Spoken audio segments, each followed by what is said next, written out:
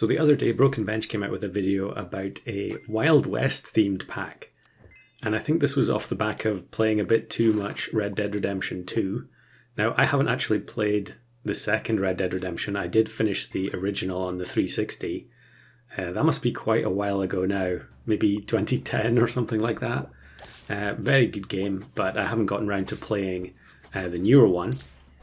But essentially this challenge was fairly simple. The pack was just composed of pets or animals that could be found in Red Dead Redemption 2. And Bench sent this pack to all the other creators and said, here's a challenge, can you try and win with this? But we did have a bit of freedom to change up some of the pets if we wanted to, as long as we stuck to the theme.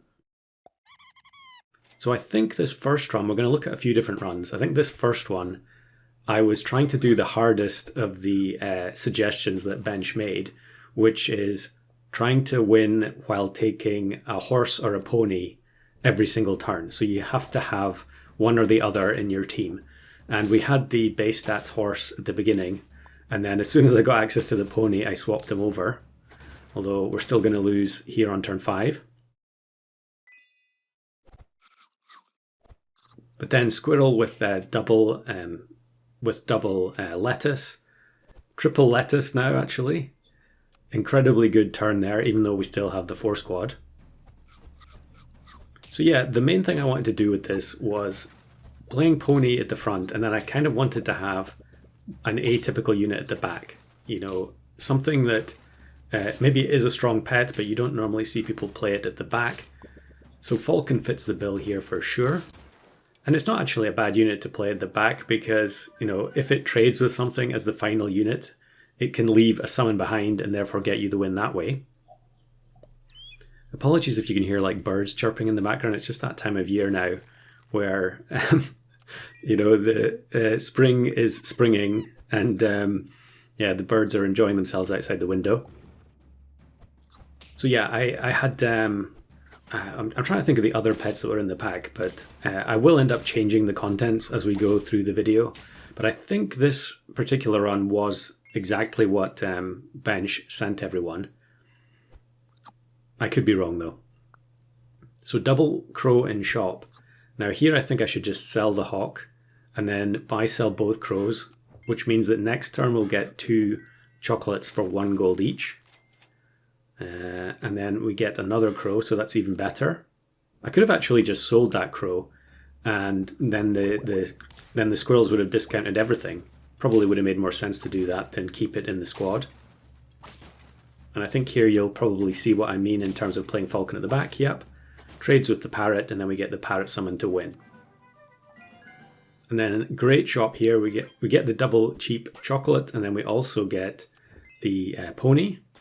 So there's Grizzly Bear as well, which was a very appealing option, I think. But I suspect I'm going to end up taking Eagle Owl. I don't actually remember which run is which here. Yeah, I think because I want to keep the Falcon at the back, Grizzly makes less sense. But what we'll do is we'll just play the Eagle Owl and help it top up the stats on the pony and the Falcon. It's kind of an unusual combo, really, when you think about it, because it's 2 knockout pets working together. The pony is passing stats on knockout to the Falcon. And I guess you could probably do some kind of combo like that with Falcon and Egyptian Vulture, but Egyptian Vulture is just such a rare pet to see in customs these days. Now I also freeze the carrot here. I was setting an additional challenge for myself with the very first version of the pack, which was making sure that as soon as carrot became available, I gave one to the pony or the horse. If you watch Bench's original video, which I'll link to in the description, it was very thematic. I think Bench even named the horse. I forget what it was called.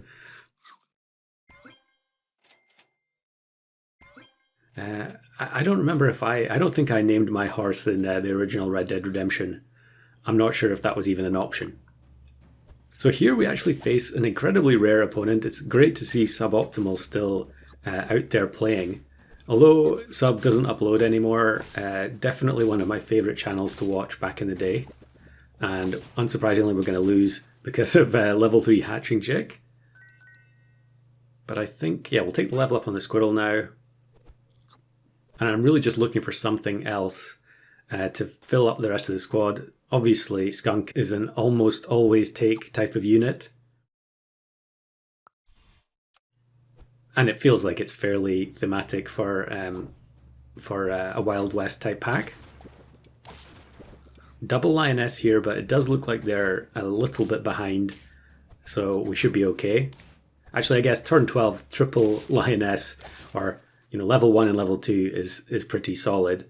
But luckily we were we didn't have to face that team a bit further down the line. Didn't want to buy the 1 gold lettuce there because the only tier 6 we have is the eagle owl. So yeah, we'll make sure that the pony now gets the buffs from the eagle owl by moving the skunk forward. And here's everyone's favourite player. I was just watching Troubadour earlier. This opponent made an appearance in that particular run as well. And unfortunately, yeah, we don't have a chance. No surprise. But we still have 2 hearts, and we get a double stew in the shop without freezing anything, which is perfect. Now a level up on the eagle owl. Yep.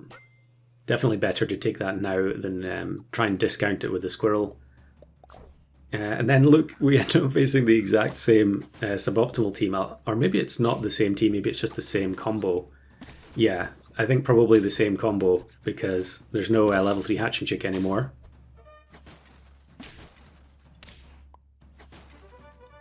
But yeah, not quite enough here. We just needed a little bit of extra health on the falcon. So that takes us down to 1 heart. I think probably there I should have just taken the steak on the squirrel instead of leaving the cheese on it, because actually at this point the cheese might be doing less damage because it's capped out at 15. And then look at this, we end up facing bench, renamed to Gunslinger Bench, which I thought was very funny. But I think our Wild West team is going to prove to be a bit stronger in this particular round. Yep. I definitely did lose a fair number of games to bench. And if you're wondering why everyone was playing with like the Wild West background on for a week or so, this is the reason. So yeah, I don't think I've realised at this point that I should be replacing the cheese. Or maybe swapping the skunk and the squirrel round to prevent wasting it.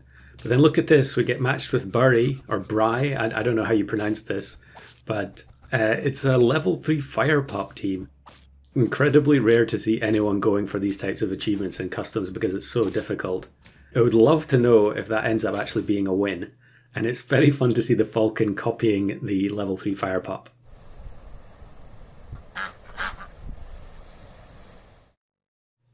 Alright, so that one was a loss.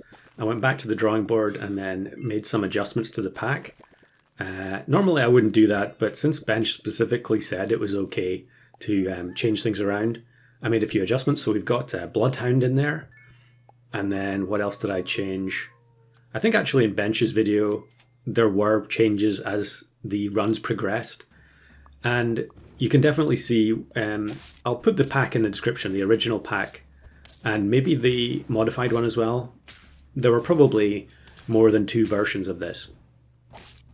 But there were some pets in the original pack that didn't really make a lot of sense, even though they were thematic for a Wild West setting. I think Puma was one of them. Unfortunately, there were no toy pets, or maybe there was only 1 toy pet.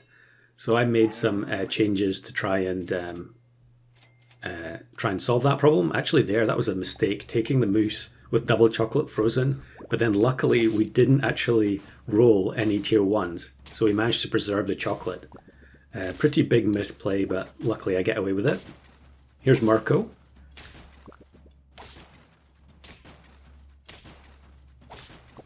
And yeah, we win by virtue of the chicks at the back. So yeah, we'll take the level up on the moose, and definitely need to buy the chocolates right now because we do have some tier 1s in shop. And we get steak as well, so maybe I'm going to give up on the chocolate and take the steak. Yeah, so I think in this particular run, I didn't get horse right at the beginning. And I was trying to go for the challenge that Bench had suggested, trying to keep the horse or the pony in the team the whole way. Now I did buy the pony as soon as it was possible to do so, but since I hadn't actually had the horse at the beginning, I decided that I was going to try and go for a different challenge at the same time. So we're going to go for all the same perk. And as we start rolling tons of stake, that's going to work out pretty well, I think. 4 tier 1s in shop as well, so moose plus stake is a pretty solid combo. And this is looking initially like it's a pretty good matchup, but it's level 2 Phoenix with Tiger. So they end up getting multiple young Phoenixes. But we do actually win. I think that was kind of fortunate. If that team had not been a 4-squad, we might have been in big trouble. But kind of similar to the previous run, the idea here was that the pony was feeding a pet that you wouldn't normally expect in the rooster, because you generally don't play rooster at the very back. Maybe there were some times in the old pack too when you would play rooster at the back, but I think that was with the original Bluebird, if anyone remembers that. Bluebird used to always hit the backmost unit on your team. That was a different time. But it looks like we're going to win against the Lynx Leopard Enthusiast. So level 3 Rooster, that's a big upgrade. Probably don't need level 3 Moose. And triple tier 1. Thankfully the additional Wolf finally gets some extra health, because it did end up getting sniped in the previous turn, I think. Pretty nasty looking Jerboa team here. I think we don't really have much of a chance, even though it is only level 1 Blowfish. Yeah, we'll maybe knock out the Jerboa, but the attack stats on the Rooster just aren't high enough yet. I guess maybe the pony didn't get any knockouts, which isn't surprising given that it doesn't really have much health for this point of the game. I think I probably should have just bought the chicken leg. Okay, I was rolling for the stake to complete the set on the other wolf. Very unusual looking team here with the Boitata mushroom at the front. So although we do have the stakes, the first two of them get overwritten by the Boitata anyway. I think we have a decent chance to win here though, although we are going to waste another stake on the Hoopoe bird. The one at the back is going to remain intact, and so it's going to one-shot the Ibex. Yeah. So now we're on 9, and we're feeling like this team is probably a bit better than the previous one. So there's a decent chance that we could win. I'm not sure why I skipped over the... I think probably instead of rolling for that chocolate, I should have just taken the chicken leg on the Rooster. Much more important with a level 3 Rooster. But then, would you believe it? The matchmaking gives me the exact same team from Bury, Bry, whoever, with the level 3 Fire Pup. So you can immediately tell that this is GG's. The flea takes care of all the stakes. And of course, stake is not really that good against a team like this anyway. And we end up with a squad of pigs and chicks. And we don't even get through to the snake. So that was incredibly unfortunate, but we go again.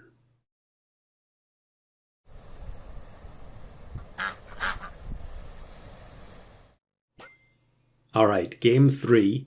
Now this time I think I had made even more changes to the pack, and I'd introduced some more units that I felt were quite Wild West themed. I think porcupine is a pretty widespread animal in the Americas, or at least North America. I don't know, let me know in the comments if you're a wildlife enthusiast and I've got that wrong. But porcupine, and I brought in old mouse as well, which I found quite amusing. I mean, old mouse is just one of those pets that isn't used very often, and I felt like it was justifiable. Maybe the title of this video has something to do with the Old West, to try and justify the mouse a bit more. I think Bench had the tier 1 mouse in the squad already, so I don't really feel too bad about taking it here. And then we actually get the break on the toy on the first turn, I think, was that, of buying the old mouse. Or first turn of generating a toy with the old mouse. And I also added Queen Bee, I would imagine there must be, if you've got bees in the Wild West, I'm sure you must have queen bees to go along with them. I can't actually remember in the original Red Dead Redemption if there were beehives that you could, shoot out of the trees or something. But it looks like we're going to get... Oh, we're very lucky there at finding the swan on the last roll to break the candlestick, which requires buying 3 friends. So yeah, I think you can tell now what I'm going to go for. I want to have all honey on this team and queen bee at the back. And then we're with the swan at level 2. That gives us a much higher chance of being able to trigger the old mouse toy, because a lot of them require you to spend more than... yeah, okay, we're going to double check. Yeah, 3 friends sold. So actually here, we can achieve this one by sacrificing the scaling on the old mouse. So what I'm going to do is sell, yeah, we activate it, and then we'll just take the base stats old mouse. Maybe that wasn't worth it, I don't know, but I think when you're playing old mouse, it's just more enjoyable if you actually try and activate every single toy you get.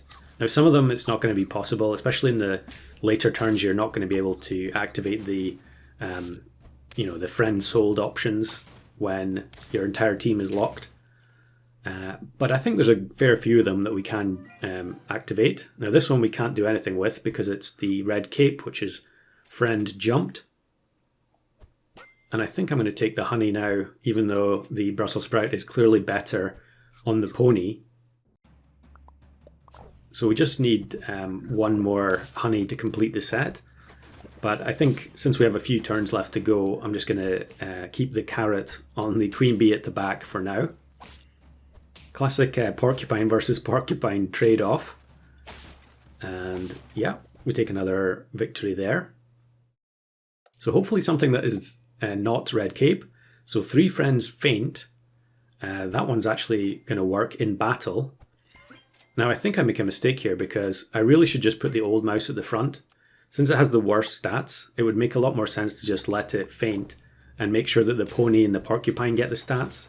It doesn't really matter if the swan or the old mouse don't get any stats, but yeah, probably blunder there.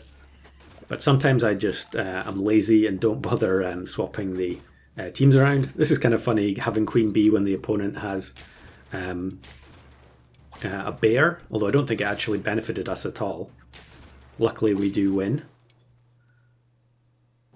Fun to see someone playing Pegasus there with the flying fish. So this one is the harp, which is the best possible option, I think, when we have level 2 swan. So if we just spend all our gold for the turn, we're guaranteed to get the buffs.